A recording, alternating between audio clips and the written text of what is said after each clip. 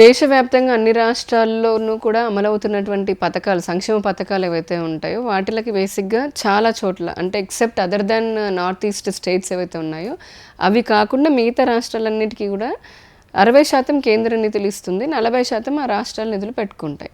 ఇలా ఇచ్చినప్పుడు ఏం జరుగుతుంది, కొన్నిటికి 90%, 100% కేంద్ర ప్రభుత్వం ఇచ్చే పథకాలు కూడా ఉంటాయి.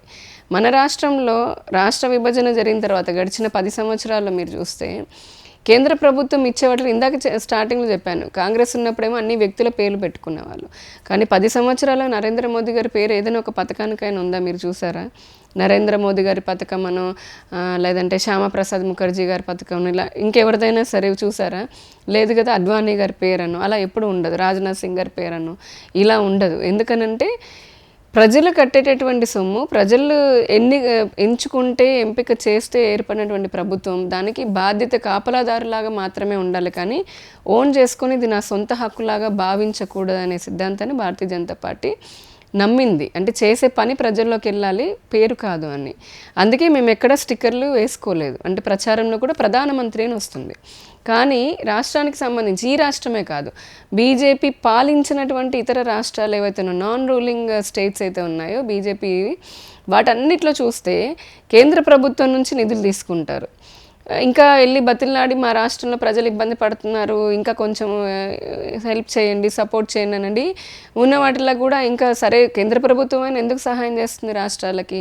ఆ రాష్ట్రంలో ఉన్న ప్రజలు ఇబ్బంది పడకూడదు, అన్యాయం అయిపోకూడదని బాధ్యతతో చేస్తున్నాం. ఇప్పుడు కూడా ఈ రాష్ట్రంలో అప్పులు చాలా జరిగినాయి. కేవలం ఏంటంటే రాష్ట్రంలో ఉన్న ప్రజలను చూసే. అయినప్పటికీ వీళ్ళు తేరుకోలేదు. అయితే స్టిక్కర్లకు వచ్చేటప్పటికి 10 సంవత్సరాల్లో కేంద్ర ప్రభుత్వం ఇచ్చిన పథకాలు అన్నిటికీ కూడా దాదాపుగా ఈ రాష్ట్రంలో ఉన్నటువంటి పార్టీలు స్టిక్కర్ వేసుకోవడం చాలా ఆనవాయితీగా మారింది. ఎందుకంటే అడిగేది ఏముందిలే.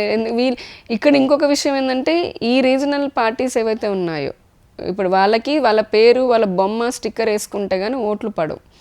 అంటే వాళ్ళు నిజంగా చేస్తున్న మంచి ఏం లేదు కాబట్టి, వాళ్ళకి ఆ భయం లేకపోతే కనుక మా మొహం చూపించకపోతే రేపొద్దున ప్రజలు వేయరని.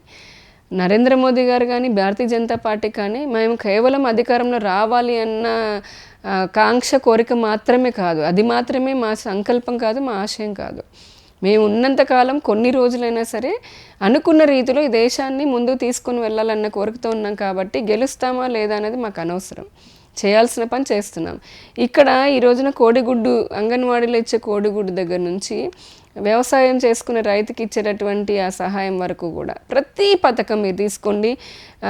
స్కూళ్ళకి సంబంధించి ఇచ్చే పుస్తకాలు కానీ, అంగన్వాడీలో ఇచ్చే గుడ్లు పాలు దగ్గర నుంచి రైతులకు ఇచ్చే సబ్సిడీ కానీ, అలాగే కట్టే మరుగుదొడ్లు కానీ, ఇప్పుడు వీళ్ళు స్టిక్కర్ వేసుకుంటున్న ఇల్లు కానీ, అవి టిడ్కో ఇల్లు లేదంటే ఇప్పుడు జగనన్న వేసుకున్న ముద్రగా వేసుకునే ఇల్లు కానీ, సిమెంట్ రోడ్లు గ్రామాల్లో వేసేటటువంటి సిమెంట్ రోడ్లు, పైన పెట్టేటువంటి ట్యూబ్ల ఎల్ఈడి బల్బులు, ఇంట్లో ఇచ్చేటటువంటి రేషన్ బియ్యము, ఇచ్చే గ్యాస్ ఫ్రీగా ఇచ్చేటటువంటి ఇవన్నీ కూడా కేంద్ర ప్రభుత్వం వేస్తుంది.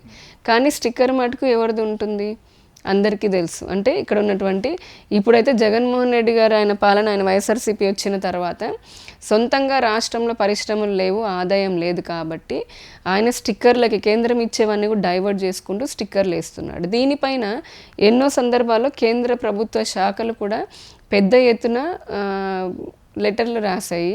బీజేపీ కార్యకర్తలు కూడా పెద్ద ఎత్తున దీనిపైన మేము ధర్నాలు చేసిన తర్వాత ఇప్పుడు కొన్ని చోట్ల నరేంద్ర మోదీ గారి ఫోటో పెట్టడం జరిగింది.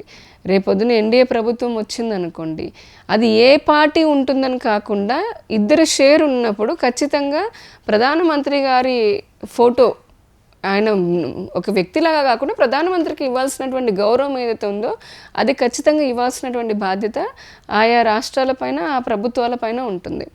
వచ్చేది ఎన్డీఏ ప్రభుత్వం అయితే కనుక ఎలాగో ఇస్తున్నాం కాబట్టి అన్ని చోట్ల మీరు అన్నట్టుగా నరేంద్ర మోదీ గారి ప్రధానమంత్రి గారి పేరు కూడా ఖచ్చితంగా వస్తుంది.